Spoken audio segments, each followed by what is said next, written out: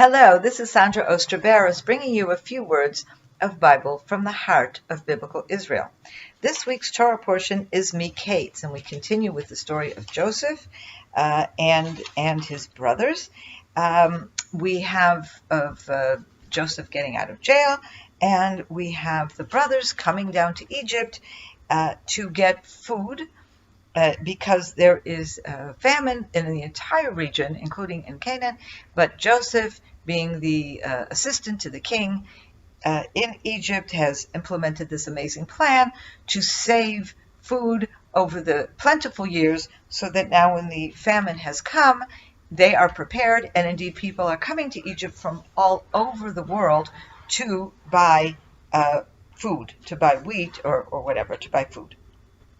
And among those people are the brothers of Joseph, but without Benjamin, because Jacob, of course, loved Rachel more than his other wives, and he loved Joseph, we know that, more than his other sons.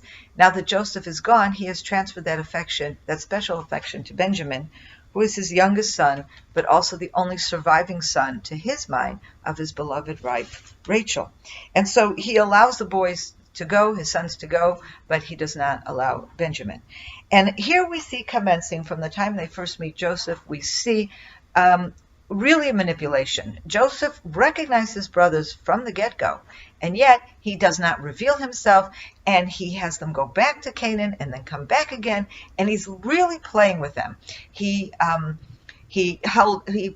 to put all of them in jail and just send one up. Then he agrees to just keep Simeon in jail, and the rest have to go up. Then they come back. Then he says they have to come back and bring Benjamin, and of course Jacob doesn't want it, and only when they're on the brink of starvation does Jacob agree, and they bring Benjamin, and then he takes Benjamin aside and holds him hostage, and he's what is going on here? He puts some silver items he frames Benjamin, okay, and he puts these silver items, and then of course accuses Benjamin of theft, and then what is going on here? And there are many, many different interpretations, but one of the ones that I think I like best, and what I think makes the most sense here, is that he's testing them. Joseph himself was totally innocent, as we saw last week. He wasn't aware of what was going on with his brothers and how they hated him so much. And he learned his lesson, not just because of the viciousness and the fact that they threw him in a pit and sold him and all these terrible things that happened to him since then, which was a direct result of this hatred and jealousy that his brothers had for him, but also all the suffering that he went to.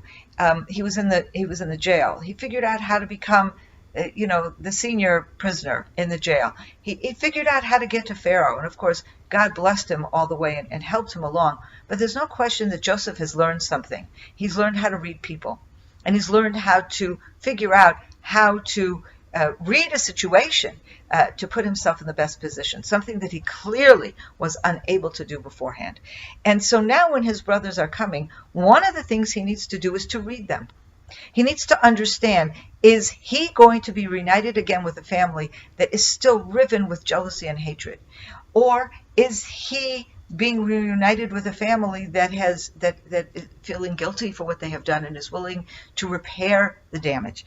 And so he puts them in jail initially, and of course he pretends that he doesn't understand their language, that he doesn't know Hebrew, that he only speaks Egyptian. They have no idea that he's really his brother, and so he hears them and understands what they're saying. They think they're talking just among themselves. And in chapter 42, verse 21, we have them saying as follows: "But we are guilty because of our brother." Now, they don't know that that's who Joseph is. They don't know that this is Joseph, okay? "We are guilty because of our brother, because we saw him in his distress when he pleaded with us." Now, by the way, this gives us a piece of information that we did not have before.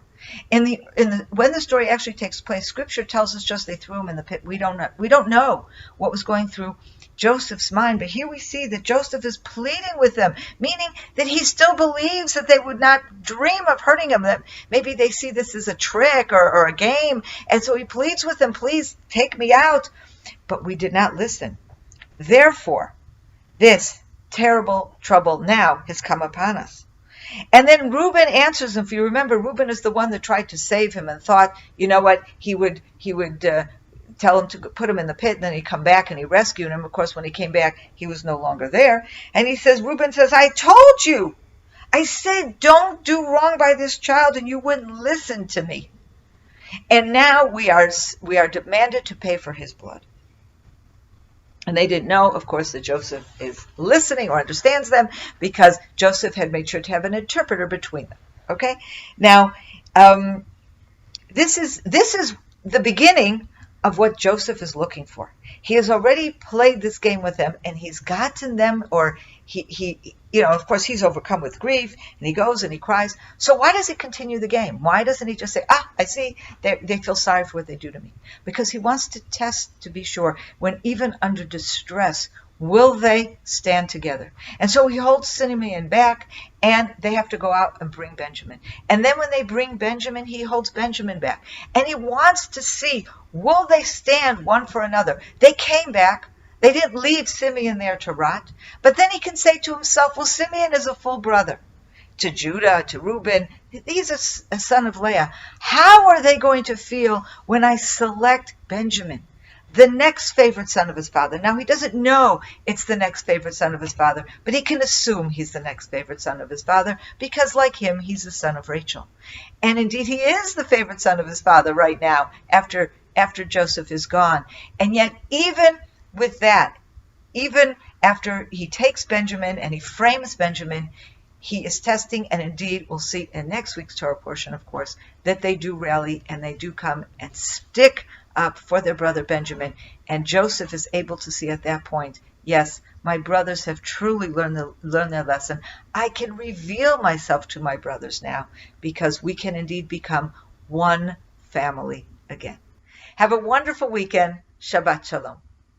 I hope you enjoyed that video, and we'd like to be sure you're getting all of our video content. So just click on the subscribe button below, as well as on the notification bell, and that way you will have easy access to all our material.